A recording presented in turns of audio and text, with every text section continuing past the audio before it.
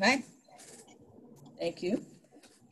Hello, and welcome to the Yeshiva University's first book talk of the fall 2020 semester with Professor Aaron Koller on his recently published book, Unbinding Isaac, The Significance of the Akedah for Modern Jewish Thought. I am Tina Weiss, head librarian of the Gottesman Library at Yeshiva University, and it is my pleasure to be hosting today's events. I would like to introduce you to and thank our technical support team today of JB, Howe, and Director of Libraries, Paul Glassman, who are each here to make sure that the Zoom session runs smoothly. A few procedural notes before we begin. For today's event, our speaker will share his presentation and we'll be breaking midway for questions, and we'll have additional questions at the end. Kindly ask questions in the chat window. To activate the chat window, click on the chat button on the bottom of your screen to the left. It should be to the left of your share screen option, if it's there, or it's near the participant list. To avoid background noise, we have muted everyone. I am pleased to introduce Aaron Koller. Aaron Koller is Professor of Near East Studies at Yeshiva University, where he teaches Semitic languages. He's the author of the book that we're discussing today, Unbinding Isaac, The Significance of the Akedah for Modern Jewish Thought, published by JPS and the University of Nebraska Press this year, as well as Esther and Ancient Jewish Thought, published by Cambridge University Press in 2014, among other books, and is the editor of 5 additional works. Aaron has served as a visiting professor at the Hebrew University in Jerusalem, has held research fellowships at the Albright Institute for Archaeological Research and the Hartman Institute. And now, Professor Koller. He needs to unmute. Indeed. Thank you. Thank you so much, Tina. And thank you, Paul. It's an honor to be here. Thank you, JB and Howe, for making sure everything's working so well. As Tina said, my work comes from the world of Bible, of Tanakh, but this book is actually a book that's centered in modern Jewish thought. So for today, given that this is the first time that I'll be talking about the book in a Yeshiva University setting, the book was just published in the summer, and since the summer is pandemic, it's everything is strange, and publishing a book in the middle of a pandemic is, something like chopping down a tree in a forest if there's no one around to hear. So this is the first time I'm getting a chance to talk about this in Yeshiva University. And so I decided to talk about the character of Rabbi Soloveitchik as he emerges in the book. And I'll talk more about what that means in a couple of minutes. The book itself, which we'll come back to at the end of the talk today, is about an ethical and responsible reading of the Akedah, which of course we'll be reading in Shul on Rosh Hashanah. And it winds up dealing with a lot of different kinds of sources: archaeology, intellectual history, medieval philosophy, but modern philosophy, in particular in the character of Kierkegaard, plays a major role. And Rabbi Soloveitchik, as one of the major Jewish expositors of Kierkegaard's thought in the 20th century, actually sort of dominates a good chunk of the book. So I figured for a while you talk, I think it's appropriate to spend some time on this aspect of the book. And I'm going to try to use the Rav to think through the Akedah, but I'm also going to use the Akedah for how to think through and read and study the Rav.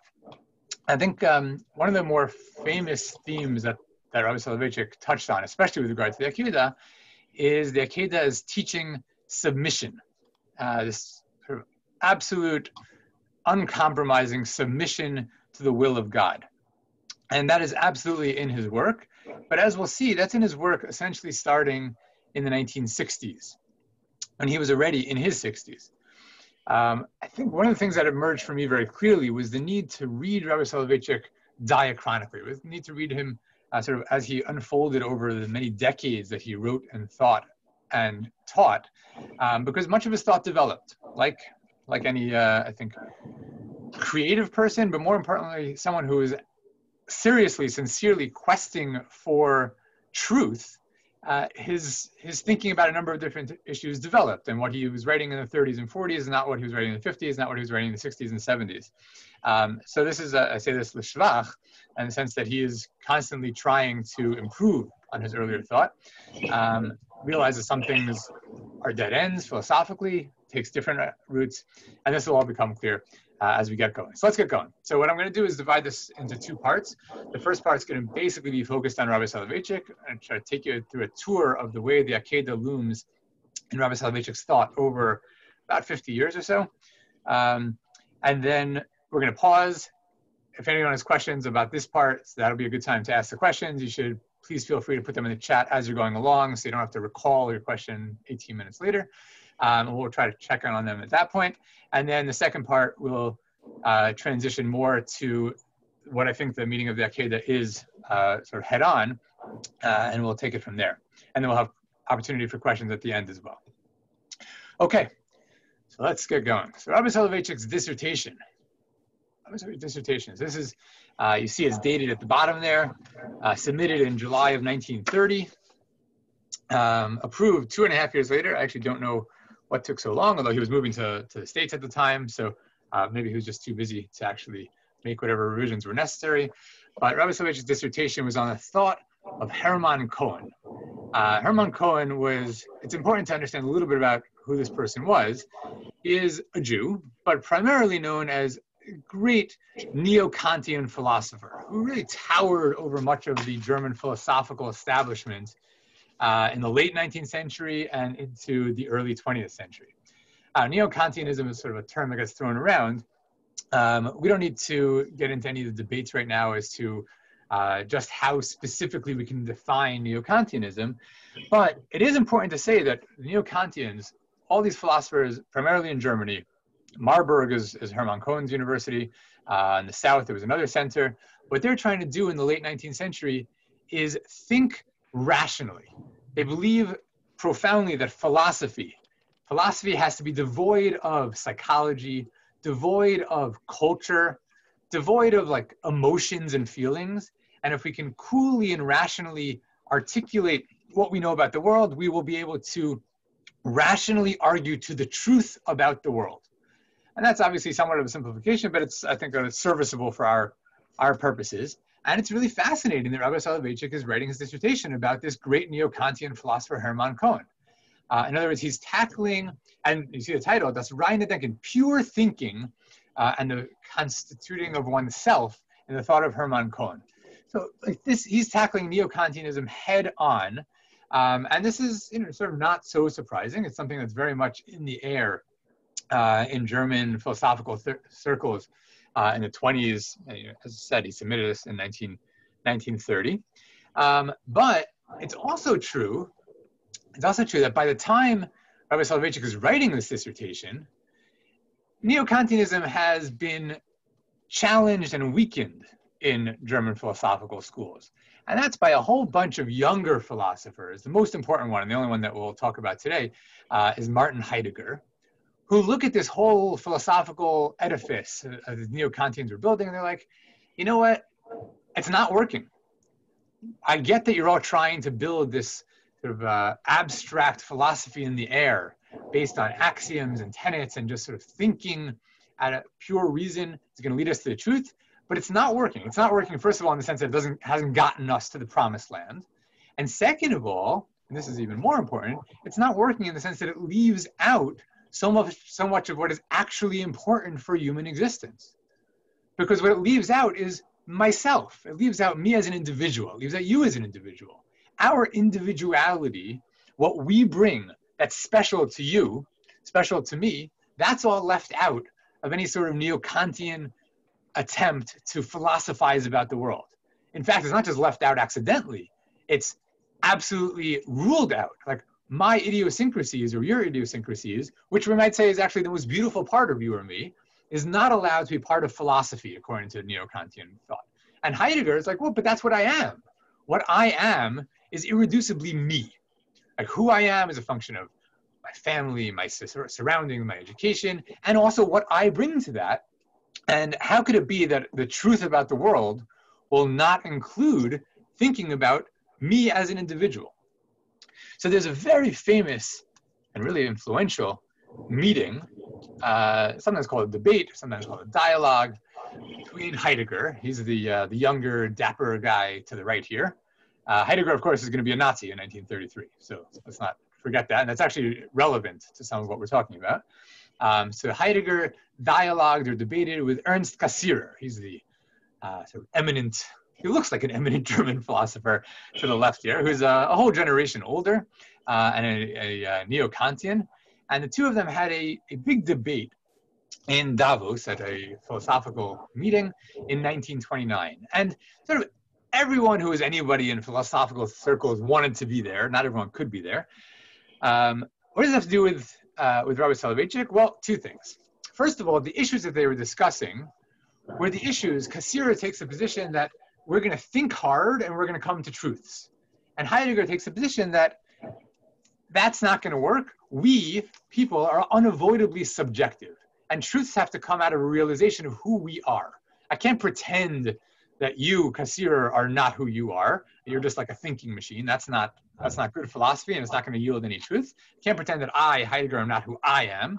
On the contrary, we have to think about who we are, and that subjectivity is going to lead us to truths.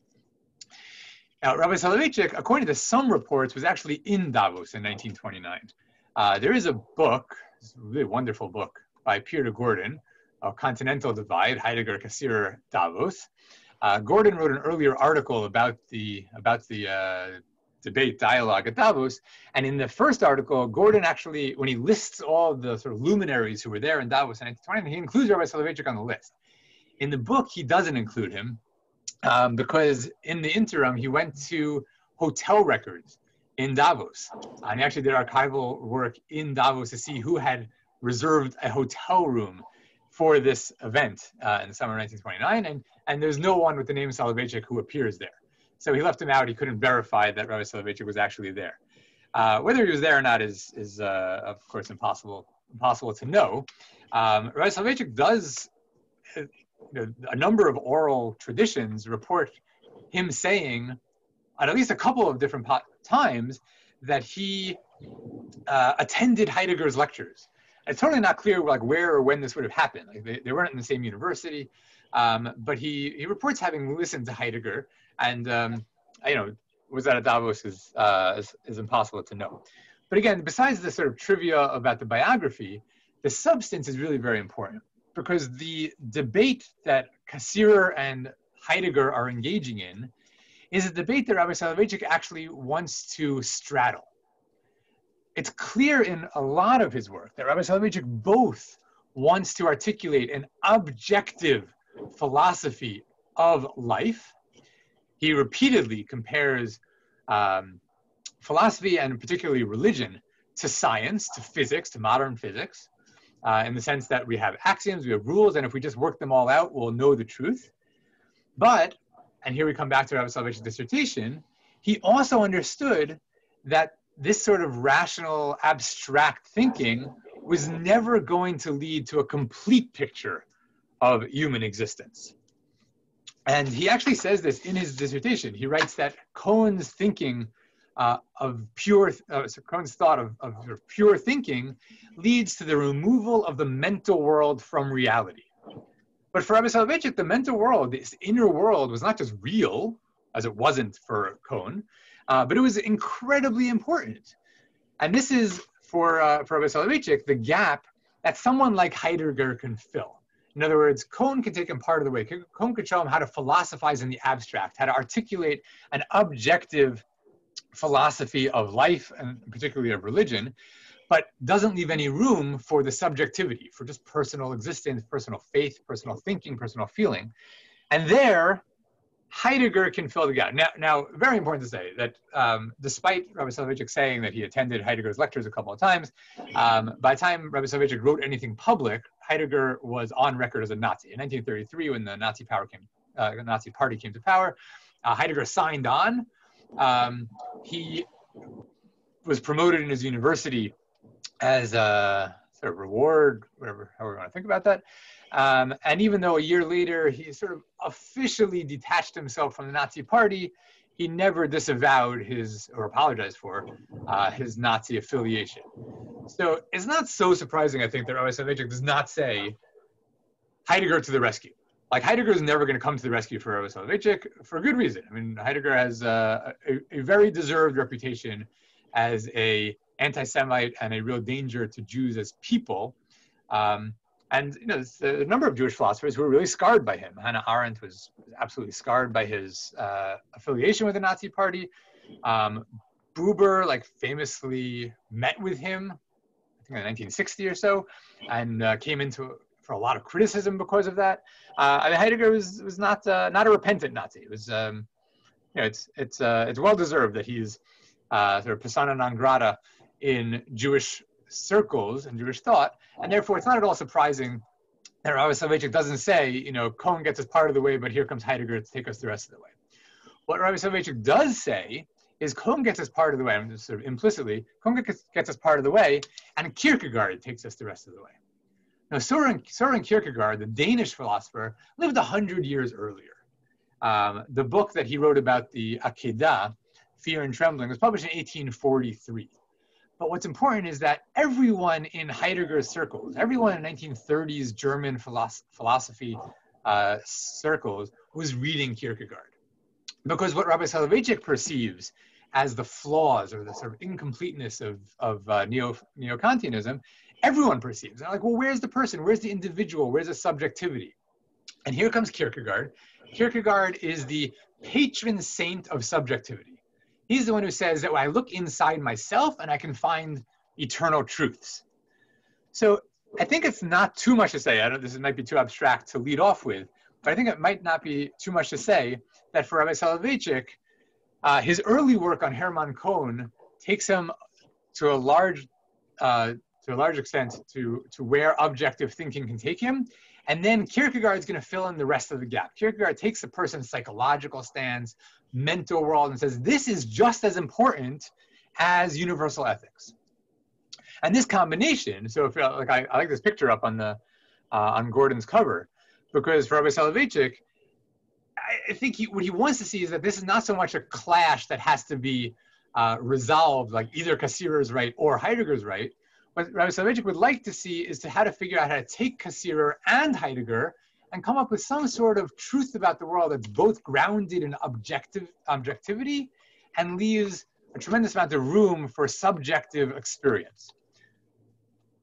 Whether that's possible or not is a harder question. This is actually a book that just came out that I haven't seen, so if anyone's seen it, that's great. But seems to be about the same, very, very productive and rich decade of this philosophical thinking in Germany. So this includes also Wittgenstein and Walter Benjamin, but alongside Cassirer and Heidegger. And it's it really is a decade that's just absolutely fascinating intellectually and also personally. That these people were, they had students around them, they traveled together, they went to lectures together, and it's really quite a time of intellectual ferment. This is Rabbi Soloveitchik in 1944. Now, in the decade in between his dissertation, which was approved in 1932, submitted in 1930, and then 1944, when he writes his two first major essays, he's of course relocated to the United States. He's now the Rav in Boston, where he's also become a communal activist. Seth Farber's book on the Rav's early years makes it clear just how the Rav sort of landed and immediately got his hands dirty and started getting to work as a communal rabbi, not as a philosopher primarily, although, as we'll see in a second, that was certainly something he was working on as well. But he was getting his hands dirty. He was involved in communal affairs. Now, I always find we're about to talk about two of his early essays, Halachic Man and Halachic Mind. I should say, I always find it just sort of astonishing, not positive or negative, but just astonishing. These two books were written in, Halachic Man was published in Hebrew in 1944. The translation into English didn't come out until 40 years later. Halachic Mind wasn't published in any language until 1986, but it was also written in 1944. 1944 is not a year that's unknown to us. I always find it actually astonishing to think about someone like Rabbi Soloveitchik, whose entire world is in Eastern and Central Europe, which by this time he knows and everyone else knows is being entirely wiped out. He alludes to it in passing. We'll see in a second a passage where he clearly has the Nazis in mind, but he doesn't write a book about fascism. He doesn't write a book about Nazi ideology and how pernicious it is or how to fight it. He writes books about objective philosophy and how to construct a philosophy of religion in a neo-Kantian mode. Now, say at the same time, or 2 years earlier, Gershom Scholem, another German Jew, had moved to Palestine. In 1941, he publishes this major work, Major Trends in Jewish Mysticism, where he's also trying to lay out a vision for future Judaism. And I think, I don't know, this is just sort of my thinking about it, but Rabbi Soloveitchik and Gershom Scholem, sitting in the 1940s and writing these books that are, in a sense, atemporal, like they have nothing to do with the Holocaust. And instead what they're doing is trying to lay out a vision for Judaism that's going to go past the Holocaust. I think of them as sort of like a Rabbi Yochanan ben Zakkai mode. Rabbi Yochanan ben Zakkai famously in the Talmudic story, who says to Vespasian, okay, I'm giving up on the destruction of Jerusalem, but I can't save a temple, but I do want Yavne, I do want the town of Yavne, I do want the sages, so that we can establish an academy afterwards, so we can continue a vibrant Judaism afterwards. And consciously or not, I think of Rabbi Soloveitchik and Gershom Scholem as sort of in that mode at this time. So they're in their 40s. They know that their worlds are being absolutely destroyed back home, including, in Sholem's case, very close family members. In Rabbi Soloveitchik's case, less close, but also family members. But instead of writing books on sort of Inyana Dioma, like what's going on now in 1943, 1944, they're writing books to allow Judaism to emerge from the ashes. Like, what's Judaism going to look like in 1950, in 1960, in 1970? They have different visions, but I think that they're both sort of moved to think in that vein at this time. Now, in these essays, these are Rabbi Soloveitchik's most neo-Kantian essays. They are absolutely objective. There's no subjectivity allowed, virtually no psychology allowed.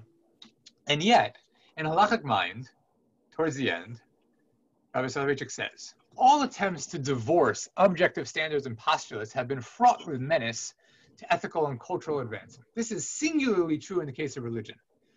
When intercourse with God is divorced from its social and communal aspects and concrete normative action, religion may develop into a barbaric, deleterious force. So why is he so interested in objective thinking here? Because without something objective, he knows where religion can lead. I don't think, I don't know what Rabbi Soloveitchik thought about this, but I think we now are quite clear on the fact that the Nazi movement is not a religious movement, and yet the path to it was paved by 19th and 20th century German Protestant teachings of anti-Semitism. And the last line here, the unguided inward life leads to the renunciation of ethical authority and moral awareness. So Rabbi Soloveitchik is very worried, like really very worried, that religion that doesn't have some sort of objective standards, objective scaffolding, is unmoored from anything. Like, how do I know? So I say I'm religious and therefore I have to kill you. I'm like, what? How do I know that's not true? Religion can go anywhere when it's not connected to something objective. And for that reason, Rabbi Soloveitchik is very concerned to argue from objective axioms in these early books. In Halachic Man, he says something very similar. Experience has shown that the whole religious ideology, which bases itself on the subjective nature of religion, from Schleiermacher and Kierkegaard to Natorp, can have dangerous, destructive consequences that far outweigh any putative gains. Now, since Kierkegaard is also the the leading light for someone like Heidegger, I think this is essentially as clear as Rabbi Soloveitchik ever comes to saying that Kierkegaard can lead, with only one or two steps in between, to the Nazi party. In other words, if you read Kierkegaard and you don't have any sense of objective ethics, you can become someone like Heidegger. You can be convinced that the only thing that matters is my subjective reality, my subjective truth, and then what's stopping me from adopting the Nazi party as Heidegger did in 1933? So this is early on. This, of course, has nothing to do with the Akedah directly. But this mode of thinking, so this is a book that was published posthumously, It's an absolutely astonishing book. It's not a polished book. You'll see that in a second. But it's an astonishing book, The Emergence of Ethical Man. And it's, according to the editor, was probably written in the 1950s by Rabbi Soloveitchik. And Rabbi Soloveitchik here develops a vision of humanity that is really trying to be both subjective and objective at the same time. So how do you do that? Like, how do you be both subjective and objective? So he develops this idea of the charismatic person. So the charismatic person, I'll summarize rather than read this out loud. You can read the quote on your own if you'd like. The charismatic person is entirely subjective, but almost magically discovers, after they've developed their own religious and spiritual personality, they discover that their subjective truth is absolutely in accord with objective truths from God. They didn't form themselves because of what God told them to do. They formed themselves because of what seemed to them obviously what they needed to do. But after the fact, they discovered that they were in agreement with this objective, God-given truth. Now, sort of interestingly, maybe even surprisingly, so because of that, this charismatic person, the term he uses for the charismatic person, never gives up their own authority, because they've developed themselves not in response to what God has demanded of them, but in response to their own internal truths. So even after they discover that they and God are on the same page, they and God come to this as equals, covenantal partners. So the charismatic person says, well, I've already discovered these truths. God says, fantastic, those are my truths also. And they can now enter into a bilateral covenant. Now, somewhat surprisingly, Rabbi Soloveitchik says that the prime example of this is Avraham Avinu. Abraham is this type of charismatic person. Now, I say surprisingly because, of course, if you read the biblical narrative, Abraham responds to God's calls. He doesn't do anything on his own. But Rabbi Soloveitchik builds on some midrashim and some of his own interpretations. He says, no, actually, God encountered Abraham. Only Abraham had already sought out God. And he says the first prerequisite for prophecy is loneliness. A lonely man finds the lonely God. And this very loneliness creates the charismatic bond between them. Now, this is all great for sort of early Abraham. What about the Akedah, though? Because the Akedah seems to be the ultimate example where the person was entirely steamrolled by God. And here Rabbi Soloveitchik says something sort of astonishing. He says, God never commanded Abraham at the Akedah. God entreated Abraham. He implored him to give away his only son. He never commanded. He just uttered a wish. And Abraham complied. Now, this uttered the wish, he builds on the word na, kach na, which certainly can mean please. So Rabbi Soloveitchik understands that God is not actually telling Abraham what to do. He's simply saying, like, well, this is what I would like you to do. And Abraham meets him halfway and says, that's exactly what I would like to do as well. Now, this is, I'd say, how do I say, implausible or at least surprising enough that there's in a footnote at that page, at that part. And Rabbi Soloveitchik says, prima facie, sorry about that mistake, the Akedah is truly an exception to the comradely relationship between God and Abraham. And this is that footnote. It is an extraordinarily long 2-page footnote where the Rav essentially says, I know, this is not really a straightforward reading of the Akedah. Like, it's sort of far-fetched to think that the Akedah is actually an example of Abraham and God meeting halfway in covenant. It certainly seems here that God has imposed his will on Abraham. So that's what I meant by this book is not polished. The footnote actually stands at odds with the body of the text. And the footnote itself sort of goes in a couple of different directions, which I given the time, maybe I'll just encourage you to read. It's really, it itself is an astonishing reading of the Akedah. It goes in a very different direction than the body of the text. Now, this is the 1950s. By the time we get to the 1960s and 70s, we're hearing a different note when Rabbi Soloveitchik turns to the Akedah. From the 1960s and on, and Lawrence Kaplan actually makes this historical point in an essay a couple of decades ago, Rabbi Soloveitchik has developed a new sort of central idea in Jewish theology. Starting in the 1960s, he starts to argue that actually one of, or maybe the central experiences of what it means to be a religious person in the modern age is not this balancing of objectivity and subjectivity, no more comparisons to the language of physics.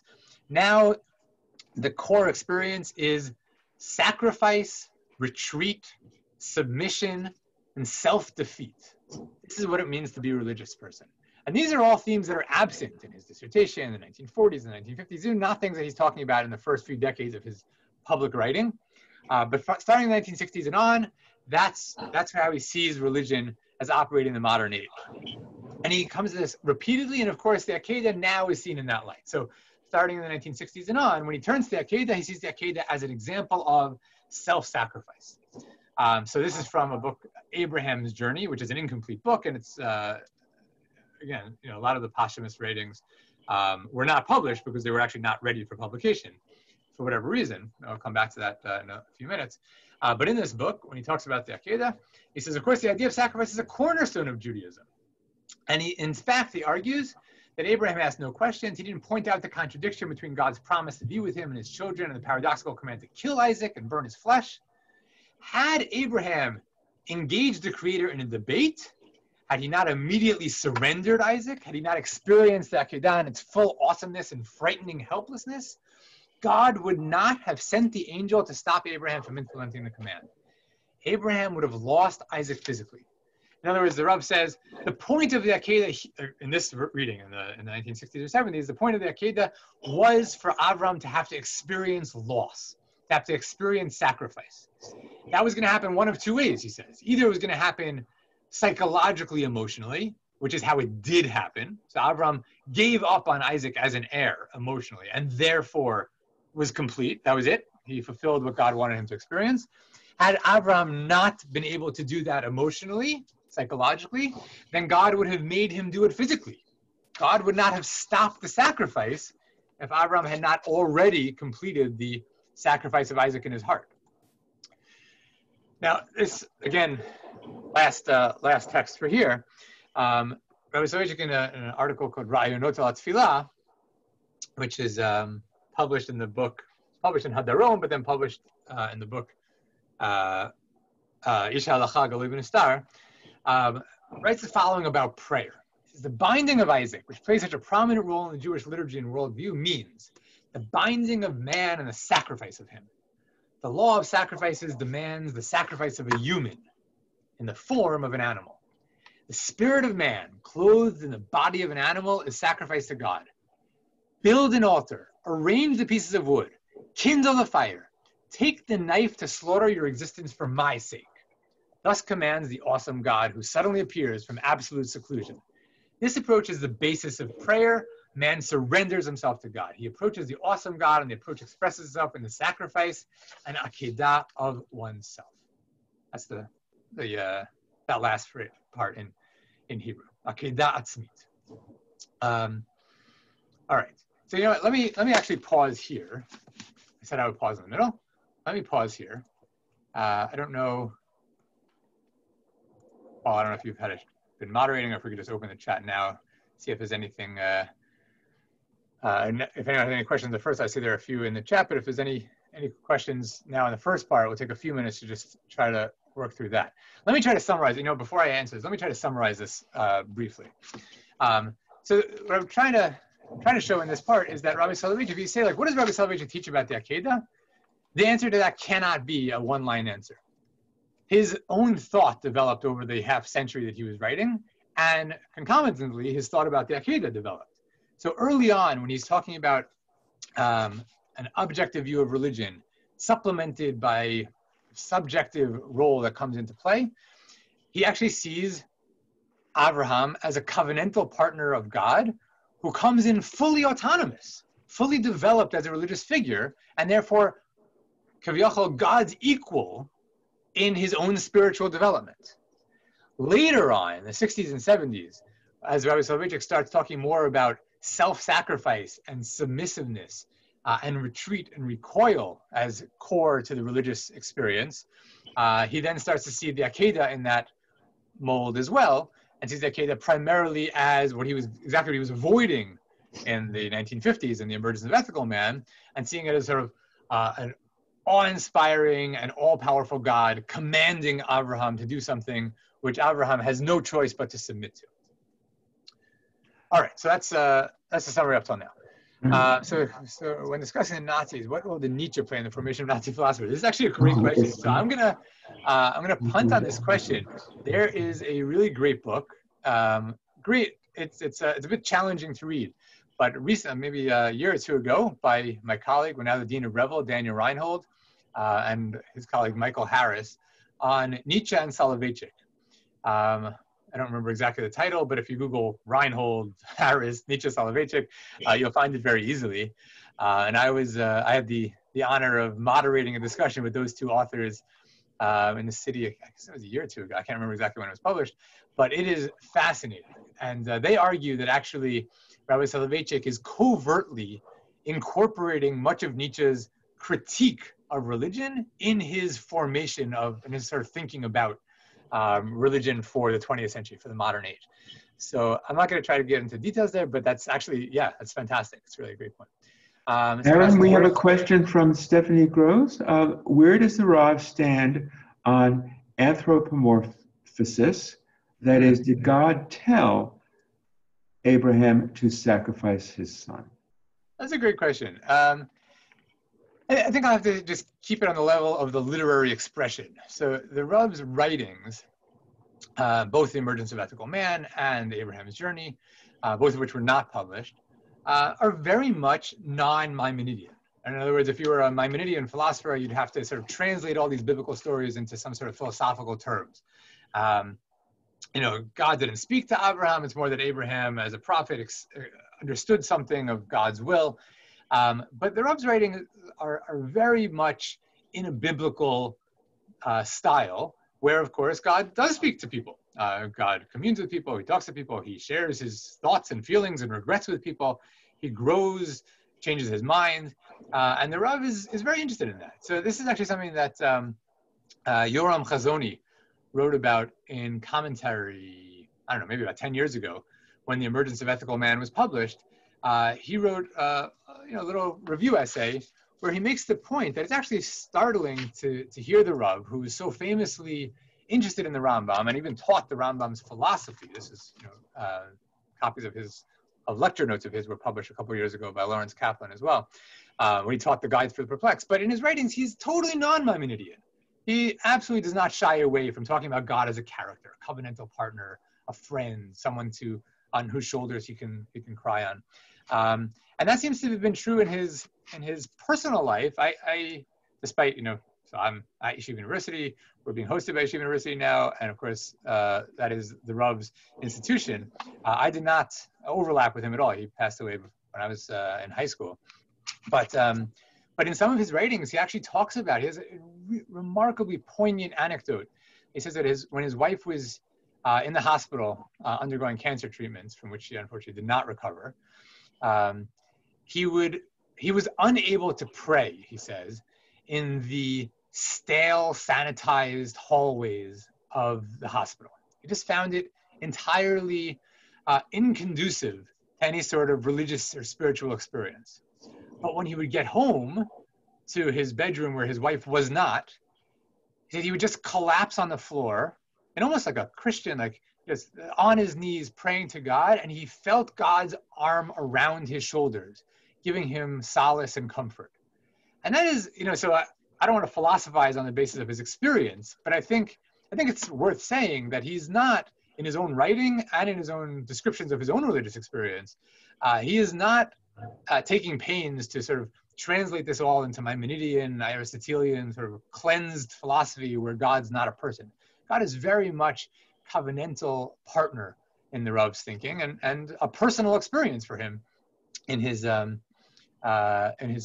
religious life.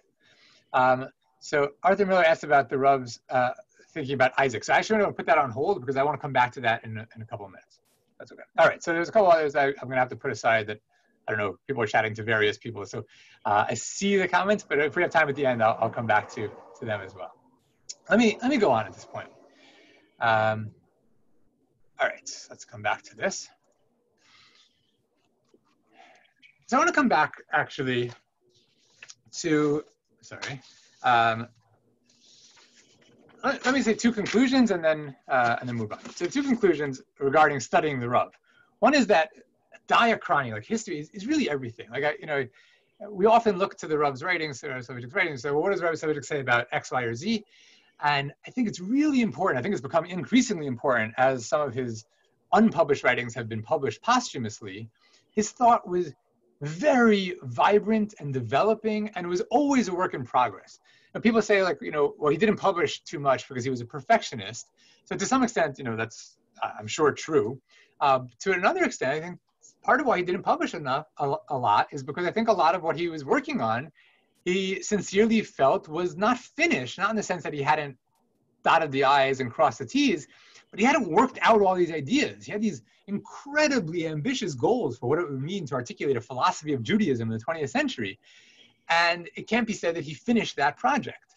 So I think a lot of his work is unfinished in the sense that he's going in one direction, he sort of comes back to it, and then he maybe takes a different tack and goes in that direction. And we're seeing this incredibly creative, incredibly rich mind at work over the course of half a century of work. But I think one important lesson to take away from this is that it's, always be suspicious of someone who says, well, the Rav said X. Like, he may well have said X, but it may well be 20 years earlier or 20 years later, he actually went in a different direction. The second, and maybe I'll just say this very quickly, is that the Rav is very much a product of his philosophical education in the 1920s and 30s. And I say that only because sometimes you see claims that, like, when he invoked Kierkegaard, it's just like a packaging device. Like, he's not seriously interested in Kierkegaard, it's just like a vocabulary for him.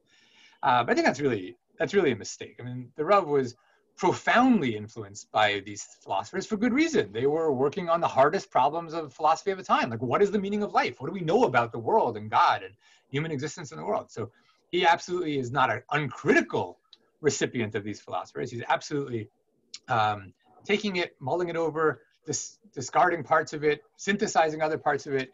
He's certainly a creative contributor to this discussion, but he's absolutely a product of the philosophers with whom he studied and whom he read in the 20s and 30s. All right, so here's where my own argument's going to come in. So I want to argue, and I argue this in the book, that the later views of Rabbi Soloveitchik, which sort of emphasize the submissiveness, retreat, recoil aspect of the Akedah, are actually an unfortunate turn in our reading of the Akedah.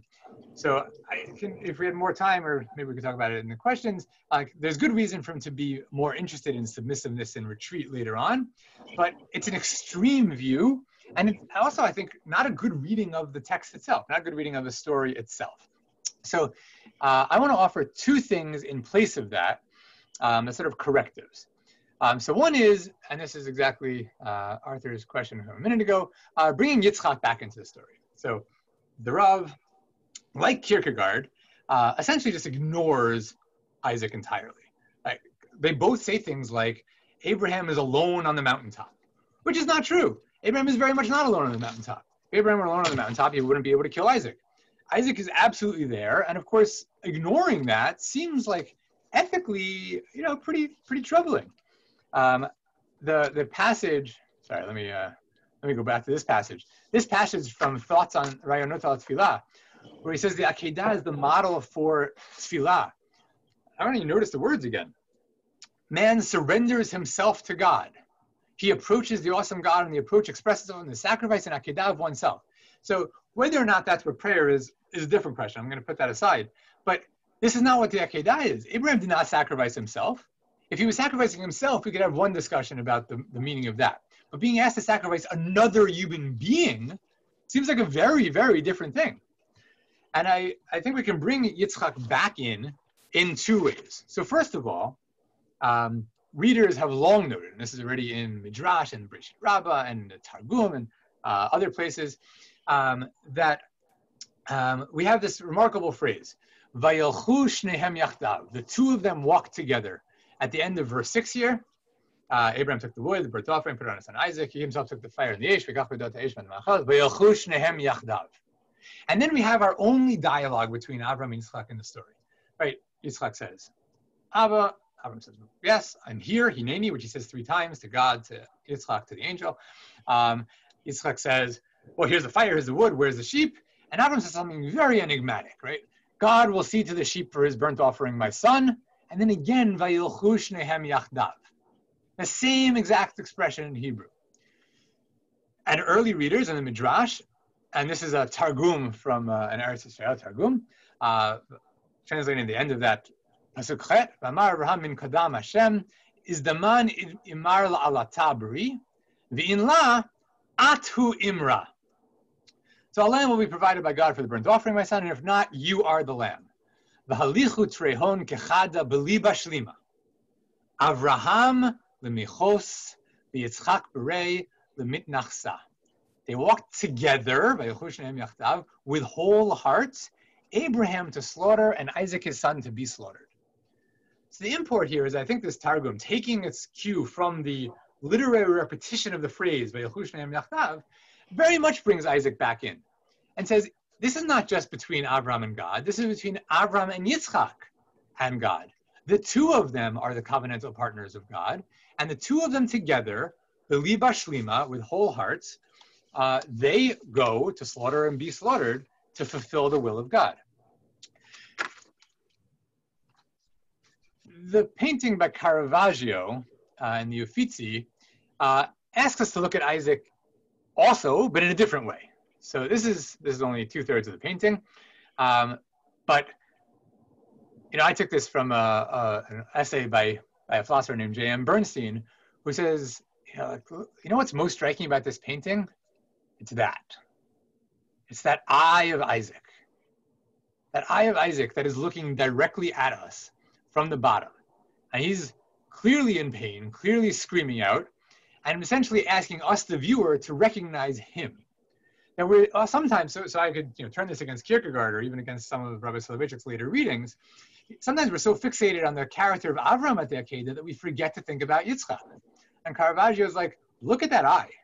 Look at Yitzchak. And of course, the rest of the painting is the angel who's going to come and stop the sacrifice or murder of Yitzchak. But I think that Caravaggio is actually asking us in a different way to bring Yitzchak back in.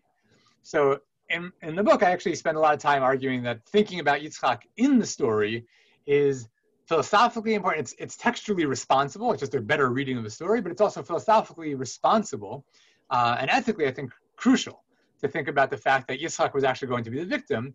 And some of the, Kierkegaard's readings and Rabbi Soloveitchik's readings, which talk about, the Akedah as self-sacrifice, I think are ethically problematic in the sense that they just ignore the presence of Yitzchak. And, in Caravaggio's terms, they ignore the eye of Yitzchak. The Unbinding, this is by Jan Levens, who was a Rembrandt friend, traveled in the same circle, contemporary Rembrandt from the Netherlands. This is the painting that's on the cover of my book, particularly because it almost uniquely among Renaissance paintings of the scene depicts not the near sacrifice of Isaac, but the moment after Isaac's saved. And that's, what I think is ethically a really important moment. Okay, we've now unbound Isaac. Yitzchak is now unbound. That's the title, Unbinding Isaac, because now what happens? Like, what do we see now in the character of Yitzchak? And I think that's absolutely a crucial character to think about and a crucial moment in the story to think about more. So in the last few minutes, I actually want to offer one reading that's not my own, but is, I think, a really important insight into the text. And that is a reading that focuses on the covenantal threat that the Akedah represented. Now, of course, if we've been reading Genesis throughout, especially if we're reading the story of Abraham throughout, we know that God has a number of times promised Abraham that he would be the progenitor of a great nation. If he kills Yitzchak, after having banished Ishmael in the previous chapter, it seems like that promise will fail to come true. That is actually a moment of high tension in the story. And this has been noticed by readers for a long time. I don't have time to give you the full background here, but this is actually from one of the Dead Sea Scrolls. The Dead Sea Scroll, it's the great name 4Q225. In the version of the Akedah is told among the Dead Sea Scrolls, there are angels up in heaven, evil angels. Mastema is sort of like Satan. And the angels of Mastema, as Abraham is holding the knife to Yitzchak's throat, the angels of Mastema were rejoicing and saying, now he is finished. For if Abraham withholds his son, he will be found false. And if not, he'll be found faithful, but his son will die. In other words, the angels of Satan, of Mastema, are happy because Mimanavshach, either way, no matter what, the covenant between Avraham and God is about to end.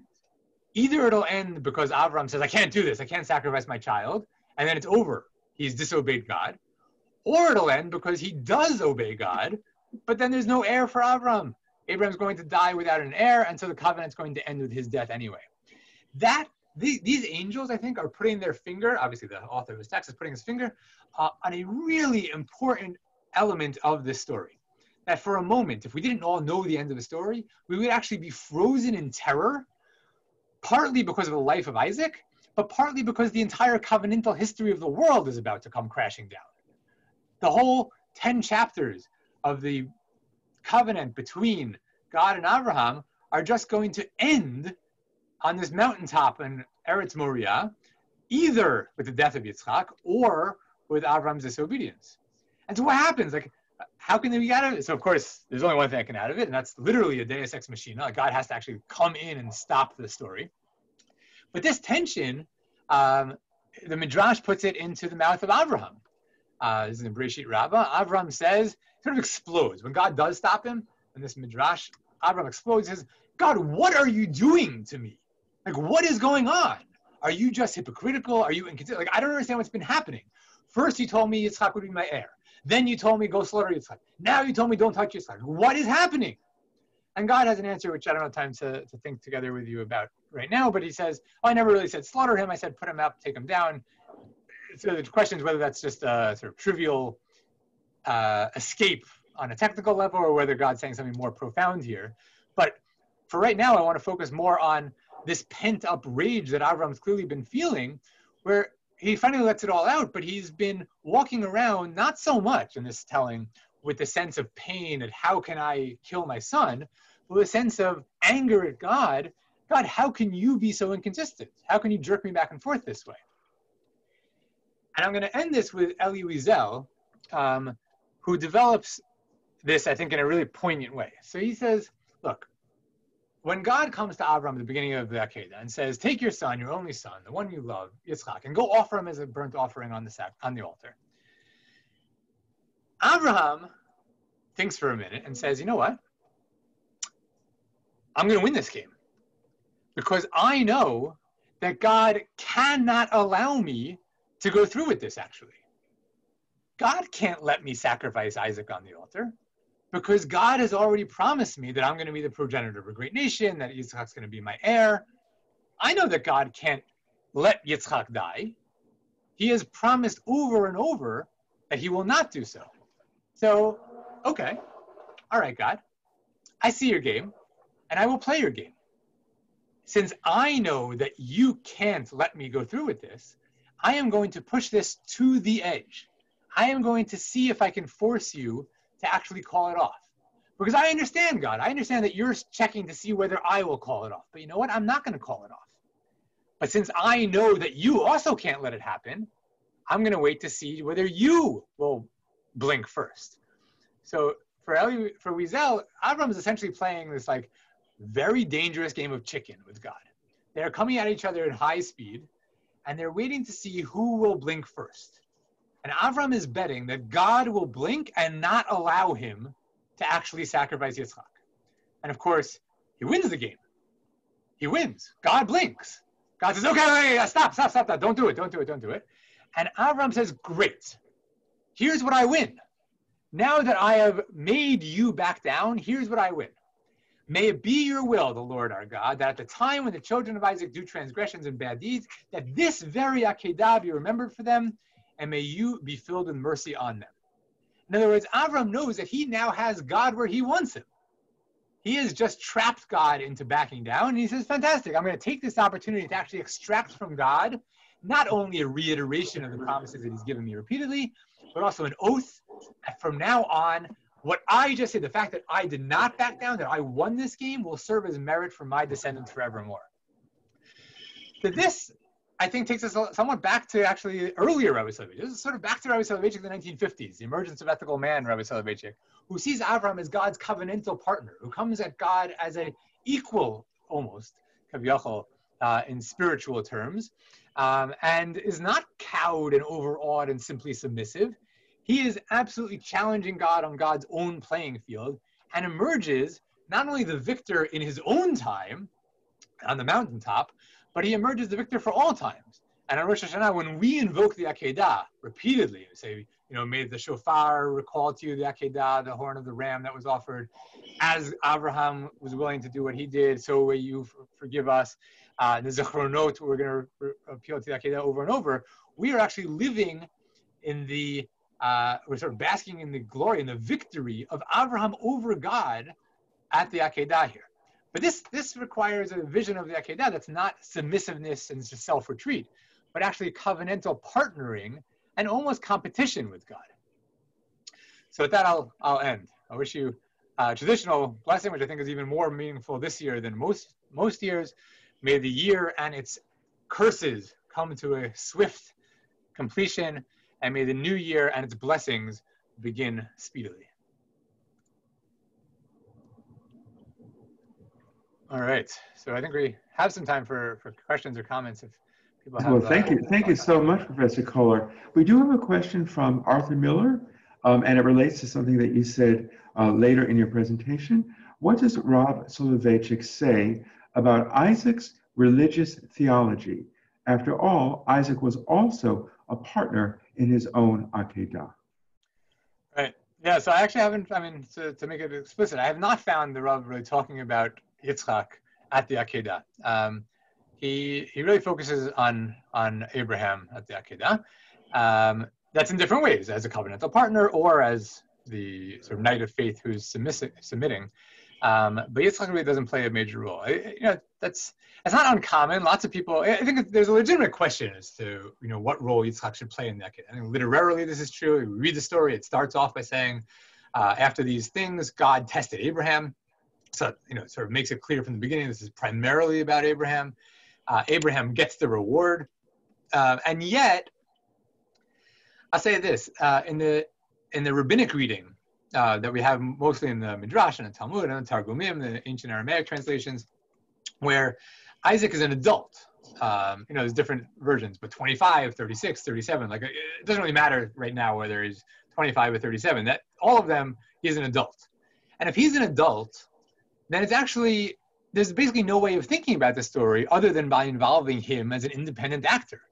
Because if he's 25 years old, so think about a 25-year-old man. Remember, his father is 100 years older than him. So I don't know if anyone here is 125. I don't want to malign anyone, but I'm going to go out on a limb and say that a 125-year-old man is going to have a hard time overpowering the 25-year-old man physically. Which means that the only way he got bound up on the altar is by willingly submitting to being bound up on the altar.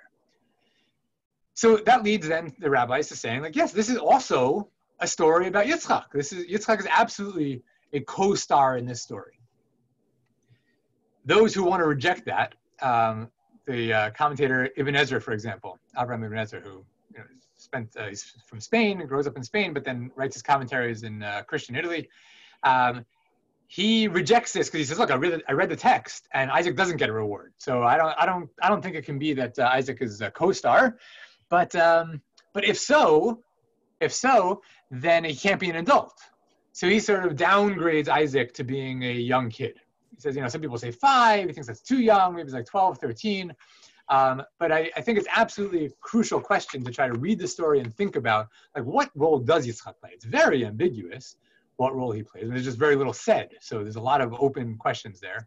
And I think you're absolutely right, though, that it's a crucial question for thinking about the ethics of the story and the theology of the story and the covenantal implications of the story. So for something so important, the fact that the Torah says so little is actually sort of remarkable. All right, there's a couple of things that people wrote to me privately. So I guess I'll just read this one out loud. Not that I have an answer, but it seems like a good question. It seems ironic that Soloveitchik believed in the equal positions of God and man in the covenantal relationship in the shadow of the Holocaust and moved to the submission model later on. So that's a really interesting question. Again, I don't have a great response to that. It seems like a really great question. But Soloveitchik is sort of an open question what to do with him as a Holocaust theologian. He just doesn't talk about it, and in fact, repeatedly says that the Jewish response to catastrophe is to not ask why, but instead ask what to do now. So when he does talk about the Holocaust, for example, in Kol Dodido Fake, he says, there's 6 knocks, and we see God in founding the state of Israel.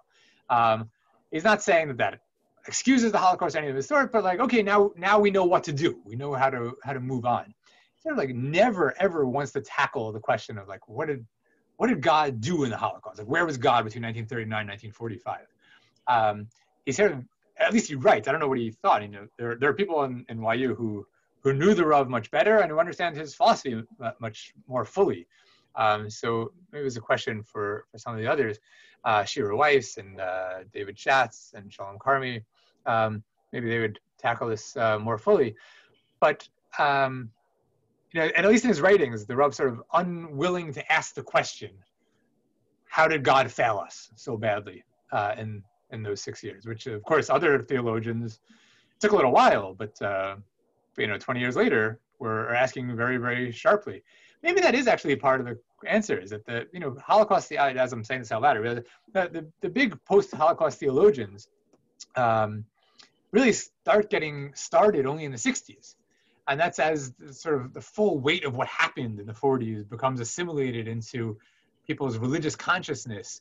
It's really only in the 60s that you start, the late 60s really, that you start to see people saying like, well, God's dead, God's failed, maybe God not, maybe not, but we have to respond, we have to think about it. Eliezer Berkovitz is writing in the 70s. So maybe it actually is the Holocaust that gave him that a sense of submissiveness, but with a 20-year delay, like some other post-Holocaust theologians. But I don't know. I'm saying that out loud just by way of speculation. Okay, so I think I'm going to wrap up here. My time's up. So I want to thank you all for the time. This is really enjoyable.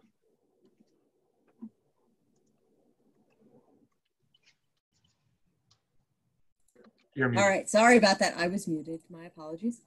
Thank you, Professor Koller, for sharing your insights and discussing the philosophic approaches to the Akedah, especially Rav Soloveitchik's approaches to religious thought and motive thought toward ethical issues in humanity, while taking the subjective and the objective into consideration, as well as his changing approach over time.